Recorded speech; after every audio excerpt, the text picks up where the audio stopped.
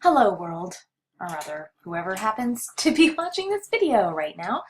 So I'm going to be talking about how I arrived at the topic for my inquiry project and how I developed research questions and carried out a smallish scale study about providing audio feedback on student writing, and then how I went about revising my final version of my paper.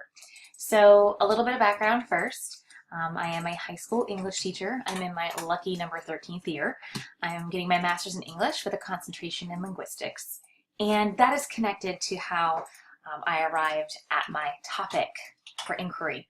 So for my thesis, for my master's, I am looking into how people discursively construct identities with regard to body image and health and so on. So as a teacher of English, I'm naturally interested in how we use digital media or other technologies to construct how we view ourselves as writers and how we go about the process of providing feedback so that our students can grow as writers.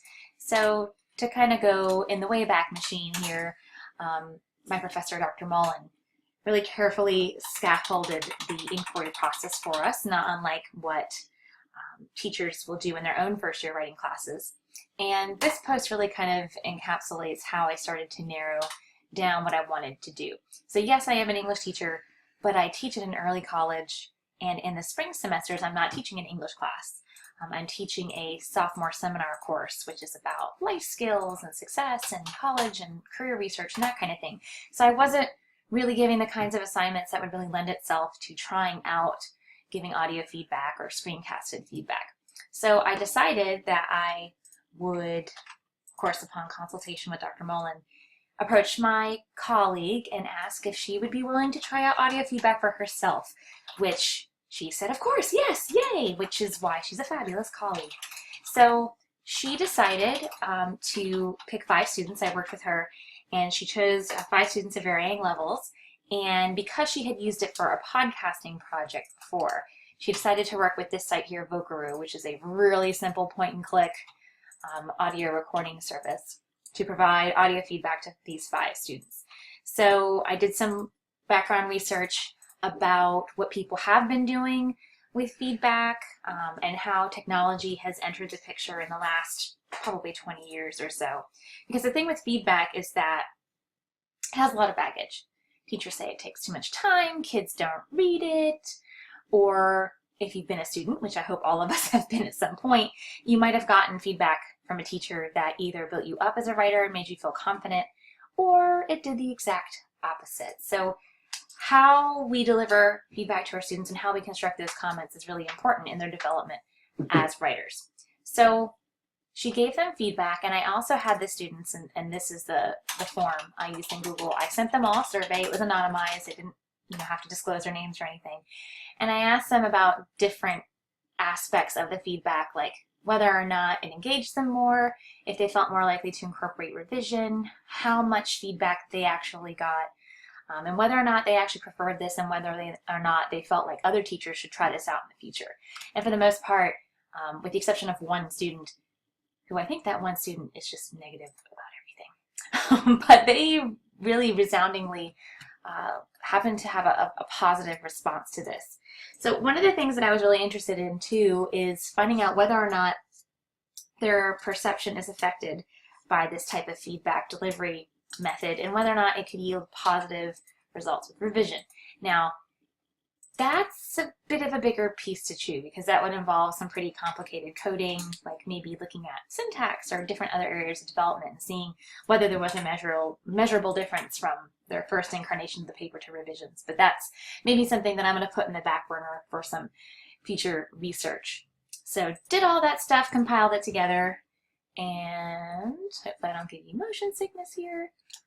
I wrote this handy dandy paper here. So this is the first version, and when we all met to discuss our writing, Dr. Mullen was like, hey, you're a really good writer, which made me feel great, because I am one of those people that whenever I turn in a paper, I go, oh my God, this is going to be the one that makes an F that I have never gotten.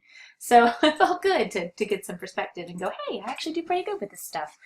But she did encourage me to go back through it and for the revision process, try to say more with less because she knows I'm interested in getting into, you know, academe and getting my PhD. So being concise is key, which I have a hard time with, admittedly, in my writing. So I try to follow the same advice I give my students. So hopefully I can get this to work here, where, you know, reading it out loud and hearing those places where you stumble, because I tell my students, if you're stumbling on it when you are reading the sentence that you've crafted, chances are your readers are going to be struggling too. So I did that and kind of muttered to myself and changed this word here, there, and everywhere. So this is the original on the left, the revised is on the right. So just to give you an example of the kinds of really clinical revising that I did here, just really listening to the rhythm and seeing if I can combine from just the first part of this first sentence. I opened it with, once upon a time in a classroom at the end of the hall and to the left. Okay, great, you're weaving a tale here. I decided to take off that tail end of the sentence because, yes, I wanted to create a scene, an image, to kind of have that personal connection to it, because another part of my motivation for doing this inquiry project was, you know, especially early in my career, falling into that trap of just doing these, you know, local level grammar type concerns and writing the phrase awk in the margins, which means absolutely nothing. So I really kind of tapped into where I've been in my own journey of trying to find the most effective way to give feedback. So I wanted to kind of put readers in that situation. I didn't need to add yet another prepositional phrase to do that.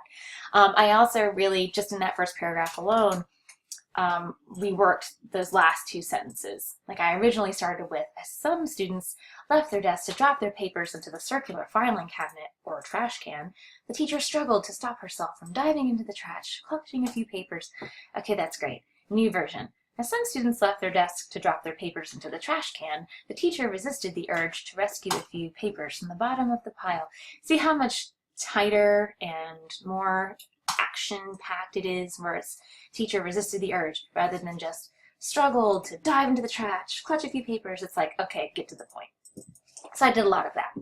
The other thing that really made a difference, not really so much from mechanics usage type of or style stuff for me, but something that I also did aside from just asking the students questions, I posed some questions to my colleague about the process of giving feedback in this manner. She'd never done it before. She's only done written comments, and she tried maybe once to use it with Canvas, which is our LMS, our learning management system, and she said the interface is super clunky and hard to use. She did mention that Vocaroo was great. It takes a little time to learn, but it was really time consuming in having to save the links and distribute it to the students. So Vocaroo may not be the best technology going forward for, you know, doing comments for every student in your class.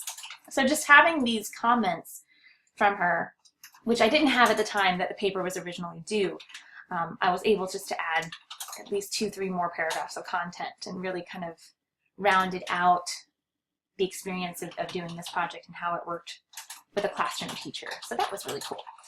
In terms of what this means for me in my own teaching practice, like I'm doing right now, I've decided for myself that screencasting is the way to go, because I think just audio only goes so far. I think, like in a case of looking at papers and writing, it's useful to be talking through a paper with a student and being able to highlight and go like this, which on second thought, I probably should have done that just a minute ago when I was talking about a couple sentences.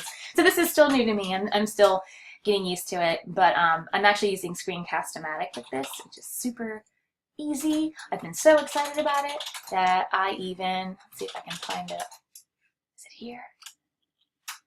I did a video for my school and we had a technology day. I don't know if you can even hear this video in here. I talked about how I know I want to use this technology for papers next year, providing feedback. So here's me giving feedback on my own work about giving feedback. Wow, that is so meta.